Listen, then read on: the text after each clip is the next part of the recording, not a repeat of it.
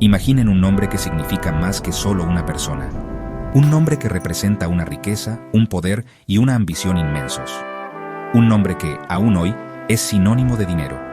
Ese nombre es Rockefeller. John D. Rockefeller no fue solo un hombre rico, fue un titán de la industria, fue una fuerza de la naturaleza que rehizo por completo el mundo a su alrededor. Su historia no es solo sobre acumular dólares, es una historia sobre visión, estrategia y una voluntad inquebrantable de triunfar contra viento y marea. Él vio oportunidades donde otros solo veían caos. Construyó un imperio desde cero, empezando con casi nada. Su viaje comenzó en un Estados Unidos muy diferente. Era una época de grandes cambios y rápido crecimiento. El país se estaba expandiendo y nuevas industrias nacían cada día. En este emocionante nuevo mundo, Rockefeller encontró su vocación. No nació en una familia rica con un camino claro hacia el éxito. En cambio, tuvo que forjar su propio camino. Aprendió el valor del trabajo duro y la disciplina desde una edad temprana. Estas primeras lecciones se convertirían en la base sobre la cual construiría la fortuna más grande que el mundo moderno había visto. Su vida es un testimonio de lo que una sola persona puede lograr con enfoque y determinación. La escala de su riqueza es casi imposible de comprender. Piensen en las personas más ricas del mundo hoy en día. Ahora, imaginen a alguien mucho, mucho más rico. En su apogeo, la fortuna de John D. Rockefeller equivalía a más del 2% de toda la economía de los Estados Unidos. Esto no era solo dinero viejo heredado a través de generaciones. Esta fue una fortuna creada en una sola vida, producto de su genio y su implacable impulso. Su nombre se volvió legendario, un símbolo del sueño americano, llevado a su extremo absoluto. La gente estaba fascinada y a veces asustada por la magnitud de su poder financiero. Pero, ¿quién era el hombre detrás del nombre legendario? ¿Fue un monopolista despiadado que aplastó a su competencia sin piedad? ¿O fue un innovador brillante que trajo orden y eficiencia a una industria caótica? ¿Fue un magnate codicioso o un filántropo generoso que regaló vastas sumas de su fortuna? La verdad es que fue todo esto y más. Su historia está llena de contradicciones y complejidades. Es un emocionante relato de poder, controversia y legado. Únanse a nosotros mientras exploramos la increíble vida de John D. Rockefeller, el indiscutible rey del petróleo. John D. Rockefeller hizo más que solo hacerse rico con el petróleo. Cambió fundamentalmente cómo se hacían los negocios. Antes de él, la industria petrolera era como el viejo oeste. Era un desorden, impredecible e increíblemente derrochadora. Mucha gente se apresuró, esperando hacerse rica, pero la mayoría fracasó. Rockefeller miró este caos y vio una oportunidad para crear orden. Creía en la eficiencia por encima de todo. Quería eliminar el desperdicio, optimizar los procesos y hacer que cada gota de petróleo contara. Esta obsesión con la eficiencia se convertiría en su mayor arma en el mundo de los negocios. Su compañía, Standard Oil, se convirtió en un modelo para un nuevo tipo de corporación. Era una empresa masiva e integrada que controlaba cada paso del negocio del petróleo. Eran dueños de los pozos que bombeaban el petróleo crudo del suelo. Eran dueños de los oleoductos y vagones de ferrocarril que lo transportaban. Eran dueños de las refinerías que lo convertían en productos útiles como el queroseno para lámparas. Y controlaban la red de distribución que vendía estos productos a personas de todo el país y el mundo. Este nivel de control no tenía precedentes. Fue el nacimiento de la corporación multinacional moderna.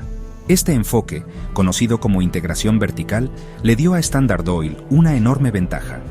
Podían reducir sus costos a niveles con los que sus competidores solo podían soñar. Esto les permitió vender sus productos más baratos, llevando a muchos rivales a la quiebra.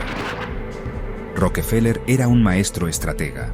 Usó descuentos de los ferrocarriles, adquirió a sus competidores y a veces se involucró en guerras de precios agresivas para dominar el mercado. Sus métodos a menudo fueron controvertidos y le valieron muchos enemigos. Fue llamado un varón ladrón, un monopolista que estaba estrangulando la libre competencia para su propio beneficio personal. Sin embargo, hay otra cara de esta historia. Al crear esta máquina masiva y eficiente, Rockefeller también hizo que los productos petroleros fueran más asequibles y accesibles para la persona promedio.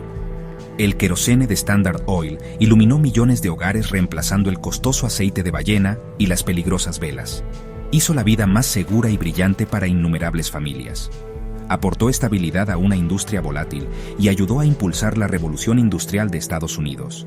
Su historia nos obliga a hacernos preguntas importantes. ¿Cuál es el precio del progreso? ¿Puede una sola persona tener demasiado poder? El legado de John D. Rockefeller no es simple, es un complejo tapiz de innovación, ambición y controversia que continúa influyendo en nuestro mundo hoy. John Davison Rockefeller nació el 8 de julio de 1839 en una casa humilde en Richford, Nueva York. Su infancia fue moldeada por dos fuerzas parentales muy diferentes. Su padre, William, era un vendedor viajero y estafador que enseñó a sus hijos que la vida era un juego de ingenio.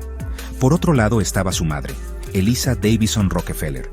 Ella era una bautista devota, de profunda fe, disciplina y frugalidad. Ella era el ancla firme de la familia, inculcando un poderoso sentido del deber y el trabajo duro. Esta extraña mezcla de influencias creó un joven complejo y motivado. De su padre, John heredó una mente aguda para los negocios y la disposición a tomar riesgos calculados.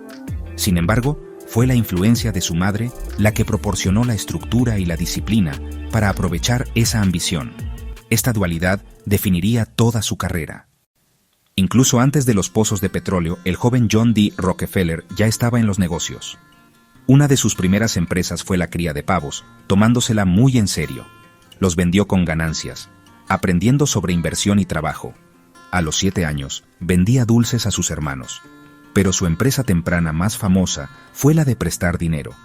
Con sus ahorros, le prestó dinero a un granjero con un interés del 7%. Se dio cuenta de que su dinero podía trabajar para él, incluso mientras dormía. Esto lo llevó a su posesión más preciada, un cuaderno rojo llamado Libro Mayor A, donde registraba cada centavo ganado y gastado con precisión. Este libro mayor reflejaba su disciplina y su entendimiento de que cada centavo importaba. Este hábito meticuloso se convirtió en un pilar de su futuro imperio. El Libro Mayor A fue su primera experiencia con el control financiero. En estas aventuras de la infancia, el plan para un gigante de la industria estaba surgiendo. A los 16 años, John D. Rockefeller sintió que su educación formal estaba completa. En 1855, buscó su primer empleo real en Cleveland. Después de 6 semanas, fue contratado por Hewitt y Tuttle como asistente de contabilidad. La oportunidad de aprender importaba más que el salario. Celebró este día, llamándolo Día del Trabajo. Se dedicó al trabajo, impresionando a sus empleadores con sus habilidades. Este primer trabajo fue su universidad, aprendiendo la maquinaria del comercio. Después de 3 años, Rockefeller estaba listo para un desafío mayor. Todavía con menos de 20 años, había ahorrado casi $1,000. Vio una oportunidad en el negocio de la Comisión de Productos Básicos. Se asoció con Maurice B. Clark, formando Clark y Rockefeller. Era su propio jefe, listo para dejar su huella. En 1859, Edwin Drake perforó el primer pozo petrolero comercial en Titusville, Pensilvania, encendiendo una fiebre por el oro negro. La fiebre del petróleo arrasó el oeste de Pensilvania. Ciudades en auge caóticas, caminos llenos de lodo y perforadores salvajes esperando hacerse ricos. John D. Rockefeller, siempre cauteloso, observaba desde Cleveland. Vio el frenesí, pero también el desperdicio y la imprevisibilidad. Mientras otros apostaban en la perforación, Rockefeller se centró en la refinación, el verdadero cuello de botella de la industria. El petróleo crudo era inútil hasta que se refinaba. Rockefeller se dio cuenta de que el verdadero dinero estaba en convertir el crudo en productos valiosos. Cleveland, con sus ferrocarriles y acceso a los grandes lagos, era el centro perfecto para la refinación y distribución. Rockefeller y Maurice Clark, ya expertos en transporte, vieron el petróleo como un desafío logístico, no como una lotería. Rockefeller estudió el proceso de refinación, calculó los costos y vio que controlar la refinación significaba controlar la industria. Él entendió. Quien refinara el petróleo controlaba el flujo y las ganancias. En lugar de perseguir la suerte, Rockefeller apostó por la eficiencia y la lógica. La fiebre del petróleo era un caos, pero Rockefeller estaba listo para poner orden. El escenario estaba listo para su entrada en el petróleo, no como perforador, sino como un maestro refinador. El oro negro estaba a punto de encontrar su pareja. En 1863, Rockefeller Clark y el químico Samuel Andrews construyeron su primera refinería, Excelsior Works. Rockefeller exigía eficiencia, nada de fugas, nada de desperdicios, cada gota contaba. Encontró usos para los subproductos, como la gasolina, e incluso inició su propia operación de fabricación de barriles para reducir costos. Excelsior Works superó rápidamente a la competencia, produciendo queroseno de mayor calidad a precios más bajos. Las ganancias se reinvirtieron, la refinería se expandió y la visión de Rockefeller creció. Pero sus socios dudaron ante sus ambiciones agresivas y su apetito por el riesgo. Las tensiones aumentaron. En 1865, acordaron subastar la empresa entre ellos. Después de una tensa guerra de ofertas, Rockefeller ganó con una oferta de $72.500. Con solo 25 años, se convirtió en el único propietario de una de las refinerías más grandes de Cleveland. Ahora, nada se interponía en el camino de sus planes de dominación. Rockefeller estaba listo para remodelar la industria petrolera. La era de los pequeños refinadores estaba terminando. Una nueva era, la era de Rockefeller, estaba a punto de comenzar. El negocio del petróleo nunca volvería a ser el mismo. Con el control total, Rockefeller renombró la empresa a Rockefeller y Andrews, pero sus ambiciones se dispararon aún más alto. Vio el caos de la industria petrolera como una oportunidad para el orden, su orden. En 1870, Rockefeller, su hermano William, Samuel Andrews, Henry Flagler y Stephen Harkness formaron Standard Oil. El nombre prometía seguridad y confiabilidad, una marca poderosa en un mercado peligroso. Con $1 millón en capital y descuentos secretos en el ferrocarril, Standard Oil podía superar a cualquier rival. Los competidores se enfrentaban a una dura elección: vender o ser aplastados. En 1872, la masacre de Cleveland vio a Standard Oil absorber a 22 de 26 competidores principales en solo 6 semanas. La estrategia de Rockefeller era simple: mostrar a sus rivales sus costos imbatibles, ofrecer una compra y hacer que la resistencia fuera inútil. Algunos lo llamaron despiadado, otros lo llamaron genio. Al final, Standard Oil controlaba la mayor parte de la capacidad de refinación de Cleveland. El imperio de Rockefeller estaba tomando forma, rápido. La industria petrolera ya no era un caos, ahora era el mundo de Standard Oil. Con un control casi total, Rockefeller se convirtió en el rey del queroseno. El queroseno limpio y económico de Standard Oil iluminó hogares por todo Estados Unidos, transformando la vida diaria. El genio de Rockefeller se extendió a la distribución. Oleoductos, vagones cisterna y redes de entrega aseguraron calidad y bajos costos. Standard Oil llegó a cada rincón del país y luego al mundo. El marketing innovador, como regalar lámparas, creó nuevos mercados en el extranjero. En China, Standard Oil se conoció como Mei Fu, hermoso y confiable. La lata azul de queroseno se convirtió en un ícono global. Rockefeller construyó una de las primeras corporaciones multinacionales del mundo. Para finales de los 1870, Standard Oil controlaba el 90% de la refinación de Estados Unidos. La riqueza y el poder de Rockefeller no tenían comparación. Puso orden en el caos, pero también levantó sospechas. El público y el gobierno comenzaron a cuestionar la sombra proyectada por el rey del queroseno. El dominio de Rockefeller estaba ahora bajo los reflectores. El poder de Standard Oil era enorme, pero los obstáculos legales amenazaban su crecimiento. Rockefeller necesitaba una forma de controlar su imperio a través de las fronteras estatales. En 1882, él y sus abogados crearon el Fideicomiso de Standard Oil, una estructura corporativa revolucionaria. Los accionistas de docenas de empresas entregaron sus acciones a 9 fideicomisarios, liderados por Rockefeller. El fideicomiso unificó operaciones, fijó precios y aplastó a la competencia como una fuerza única e imparable. Se convirtió en el modelo para los monopolios en otras industrias. Standard Oil era ahora más rentable y más temida que nunca. Pero la palabra fideicomiso pronto se volvió sinónimo de monopolio y abuso de poder. Los críticos advirtieron que tal concentración amenazaba la democracia y la libre empresa. El fideicomiso de Standard Oil fue el más grande y controvertido de todos. Rockefeller lo veía como eficiencia, otros lo veían como una amenaza. La batalla por el futuro de los negocios estadounidenses había comenzado. La era del fideicomiso había llegado, y también la reacción. En el corazón del ascenso de Standard Oil estaba la obsesión de John D. Rockefeller con la eficiencia. Era una filosofía profundamente arraigada, aplicada a cada aspecto de su imperio. Rockefeller construyó una cultura corporativa dedicada a extraer valor de cada barril de petróleo. Esta implacable búsqueda de reducción de costos fue el secreto de su dominio. Rockefeller, según se dice, quería saber el costo de cada gota de agua y de cada clavo. Sus contadores rastreaban los gastos con precisión, identificando oportunidades de ahorro.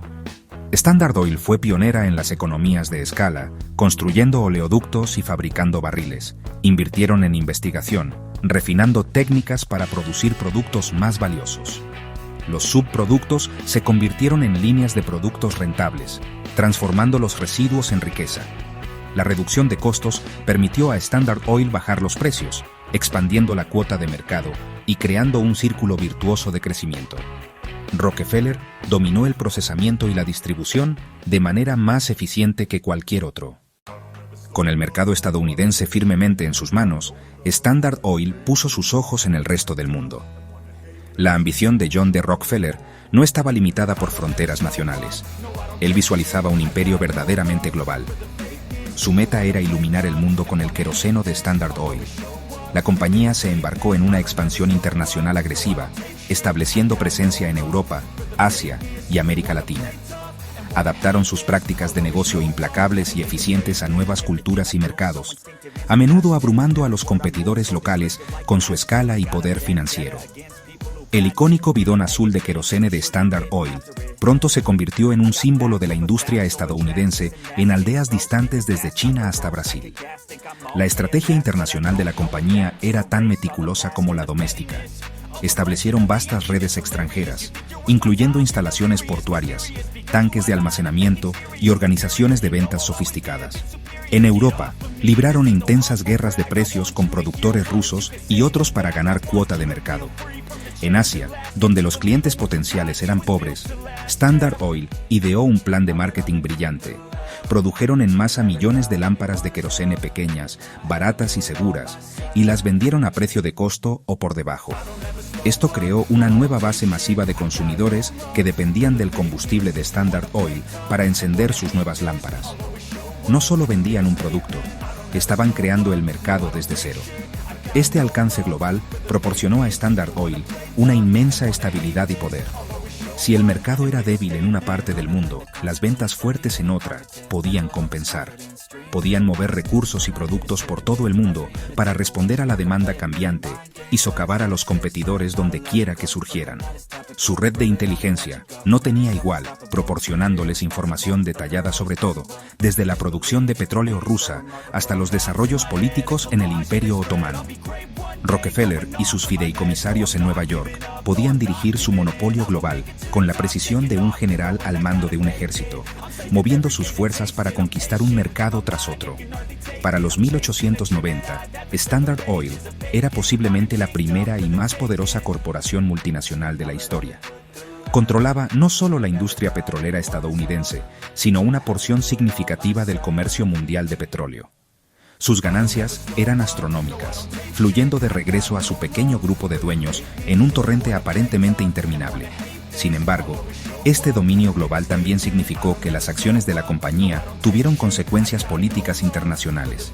Sus batallas con competidores extranjeros a veces involucraban a gobiernos e intriga diplomática. La sombra del fideicomiso Standard Oil ahora se extendía por todo el globo, haciendo de John D. Rockefeller uno de los ciudadanos privados más poderosos que el mundo había conocido. El resultado de esta eficiencia y expansión global fue una fortuna de un tamaño inimaginable. Para el cambio de siglo, John D. Rockefeller se había convertido en el hombre más rico del mundo moderno. Su riqueza personal era asombrosa. Sus acciones generaron un río de ingresos tan vasto, la escala de su fortuna era una fuente constante de asombro público. En su apogeo, alrededor de 1913, su fortuna se estimaba en unos $900 millones, lo que equivaldría a más de $400.000 millones en la actualidad. Estaba en una categoría completamente aparte. Rockefeller vivió una vida que fue, en algunos aspectos, una contradicción. A pesar de su inmensa riqueza, mantuvo los hábitos frugales que su madre le había enseñado. Era dueño de propiedades como Pocantico Hills en Nueva York. Se convirtió en uno de los hombres más odiados de Estados Unidos, representado en caricaturas políticas como un pulpo codicioso. Había logrado el premio máximo en el juego del capitalismo, acumulando más dinero que cualquier persona en la historia. Pero este mismo éxito lo había convertido en un símbolo de todo lo que la gente temía de la nueva era industrial.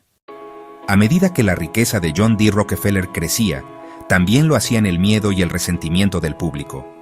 Standard Oil se convirtió en el símbolo de la codicia corporativa. Rockefeller era cada vez más retratado como un monopolista despiadado, aplastando a las pequeñas empresas.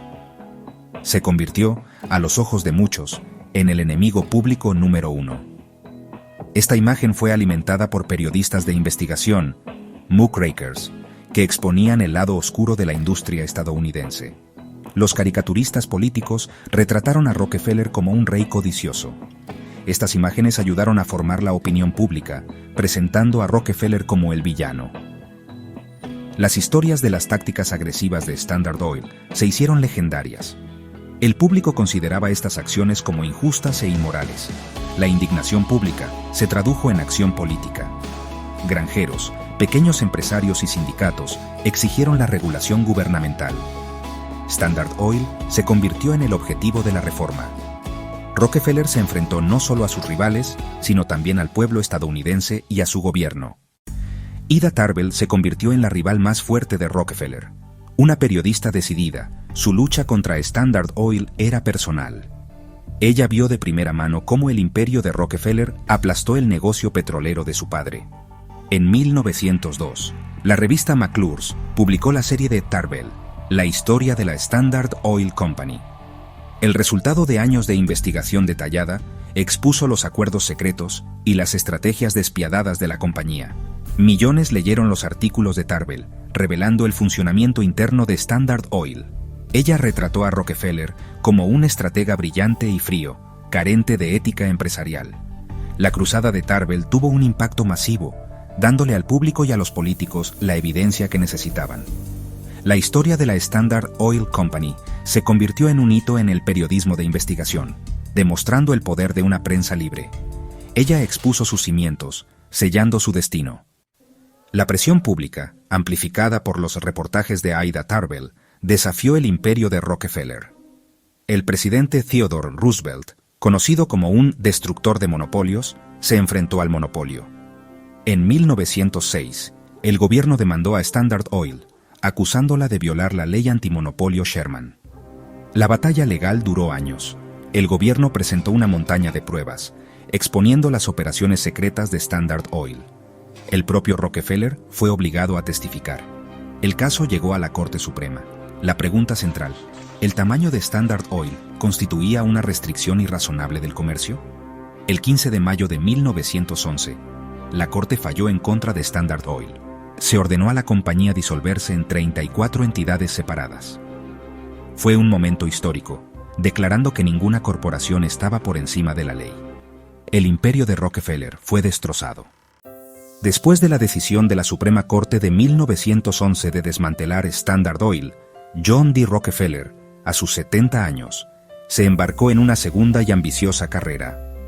Buscó transformar su imagen pública y su legado a través de la filantropía. Con la ayuda de su hijo y asesor Frederick T. Gates, Rockefeller abordó las donaciones con la misma visión sistemática que aplicó a Standard Oil. Su objetivo era revolucionar la caridad misma. Esta filantropía científica buscaba abordar las causas fundamentales de los problemas humanos. Instituciones como el Instituto Rockefeller para la Investigación Médica, fundado en 1901, llevaron a avances en el tratamiento de enfermedades como la meningitis y la fiebre amarilla. La Fundación Rockefeller, establecida en 1913, tenía como objetivo promover el bienestar global. A través de estas organizaciones, Rockefeller transformó su fortuna en una fuerza para el bien global. John D. Rockefeller falleció en 1937. La división de Standard Oil lo había hecho aún más rico. A medida que las 34 nuevas compañías independientes competían entre sí, el valor de sus acciones se disparó.